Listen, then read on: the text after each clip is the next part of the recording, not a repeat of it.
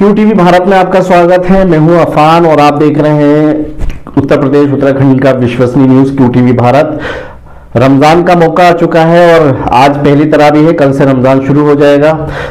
खान पीन को लेकर जो है स्वास्थ्य से किस तरीके की दिक्कतें होती हैं, स्वास्थ्य में लोगों का स्वास्थ्य ठीक रखे, हेल्थ ठीक रखे, इसको लेकर जो है समझेंगे। मेरे साथ इस समय रजा दवाखाना में मैं इस समय मौजूद हूँ। मेरे साथ हकीम जी हैं, हकीम जो है मोहम्मद शमशाद रजा जी।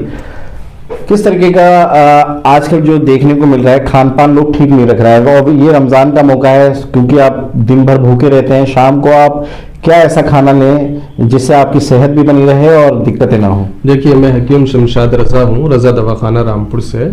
आप रजा दवाखाने पर तशरीफ लाए, इसके लिए आपका बहुत बहुत शुक्रिया तहे दिल से। माह रमजानुल मुबारक बिल्कुल करीब है और आज अल्हम्दुलिल्लाह तरावी होगी, सहरी होगी और कल को रोज़ा होगा। तो माह रमजानुल मुबारक में ज़्यादातर जो लोगों को प्रॉब्लम्स आती हैं वो इम्यून की आती है, यानी क़ुव्वत मुदाफ़ात। मतलब जो रोज़ा रखने की वजह से बॉडी के अंदर जो पानी की कमी हो जाती है, खान पीन ना होने की वजह से बॉडी में जो लागरी और कमज़ोरी हो जाती है, उसकी वजह से जिस्म रोज़ बरोज़ कमज़ोर होता चला जाता है, लागिर होता चला जाता है, जिसकी वजह से परेशानी ये होती है कि लोगों को चक्कर आने लगते हैं। और रात को अगर वो ज़्यादा खा लेते हैं या मानो वो कुछ ऐसा खा लें जो ऑयली हो, तली हुई चीज़ें हो, जैसे समोसे, छोले भटूरे, ब्रेड पकोड़े, पकौड़ी, कचौड़ी, बताशे, इन चीज़ों का लोग परहेज करें, ज़्यादा सेवन कर लेते हैं, जिसकी वजह से उनको वोमिटिंग की प्रॉब्लम हो जाती है और उनको बहुत ज़्यादा उल्टी सी होने लगती है।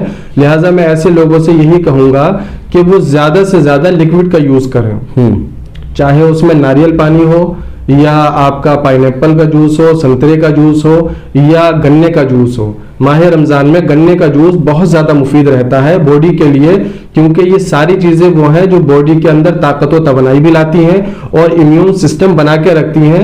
इम्यून का मतलब होता है बॉडी के अंदर ऐसी चीज़ें जो बीमारियों से लड़ने की ताकत रखें, यानी क़ुव्वत मुदाफ़ात, मतलब बीमारियों से लड़ने की ताकत रखना, यही इम्यून होता है। तो जब इम्यून सिस्टम हमारी बॉडी में बना रहेगा तो बहुत सारी बीमारियों से भी हम बचे रहेंगे और बहुत सारी कमज़ोरी से भी बचे रहेंगे और जिस्म जो है हमारा रोज बरोज ताकत और तवानाई की तरफ रहेगा, कमजोर नहीं होगा। हकीम जी, हम एक चीज और समझना चाहेंगे, जब रोजा खोलने का वक्त आता है और हम एकदम कंडीशन कुछ भी खाते रहते हैं, तली हुई चीजें ज्यादातर खाते हैं, तो हम परहेज से किस तरीके से बचें? देखिए, जब आप रोजा इफ्तार करें तो सुन्नत भी यही है और बेहतर भी यही है कि आप खजूर से इफ्तार करें, और अगर खजूर मैसर ना हो तो आप पानी से इफ्तार करें, वो भी चलेगा।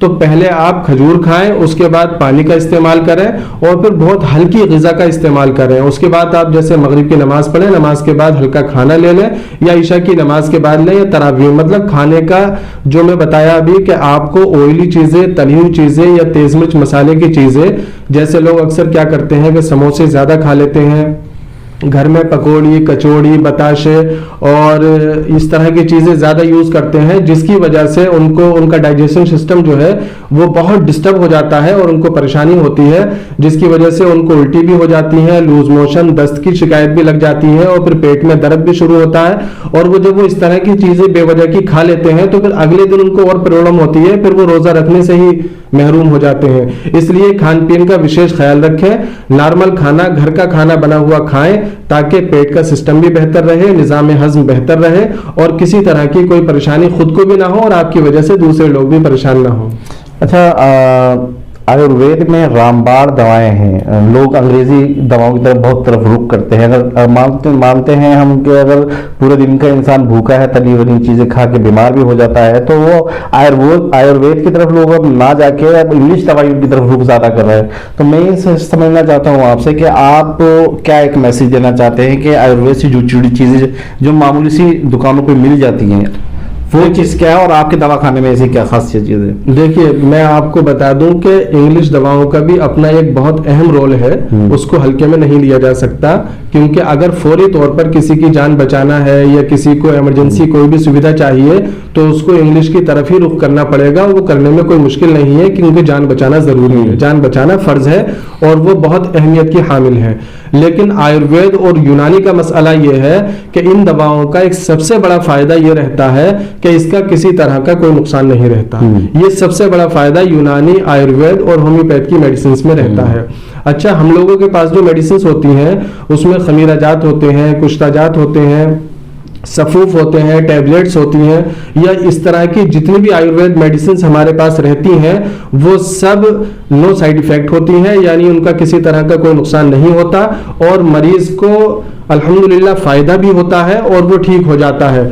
बहुत सारी बीमारियां आज के वक्त में ऐसी हैं जो इंग्लिश में जिनका इलाज बआसानी पॉसिबल नहीं हो पाता है तो वो आयुर्वेद की तरफ रुख करते हैं। लेकिन अगर शुरू में ही आयुर्वेद की तरफ आप जाएंगे तो मैं समझता हूं आप बहुत बड़ी बीमारी से बच जाएंगे। ठीक है, तो बहुत बहुत शुक्रिया हमारे साथ बात करने के लिए। हालांकि टाइमिंग ज़्यादा हो जाएगी क्योंकि वीडियो आज के टाइम में लोग शॉर्ट्स वीडियो को देखना ज़्यादा पसंद करते हैं। सवाल आपने बहुत अच्छा से समझाया किम जी। ये थे हमारे साथ हकीम मोहम्मद शमशाद जी जो रज़ा दवाखाना रामपुर में है, नवाब गेट के पास। और आपको कोई दिक्कत हो तो इनसे ज़रूर रब्ता करें, इनसे मुलाकात करें। और साथ ही एक मेरा मैसेज भी है, रमज़ान के मौके पर आप खान पान पर ध्यान रखें, अपनी सेहत का ध्यान रखें। वीडियो परवेज़ के साथ अफान अहमद, QTV भारत, उत्तर प्रदेश, उत्तराखंड।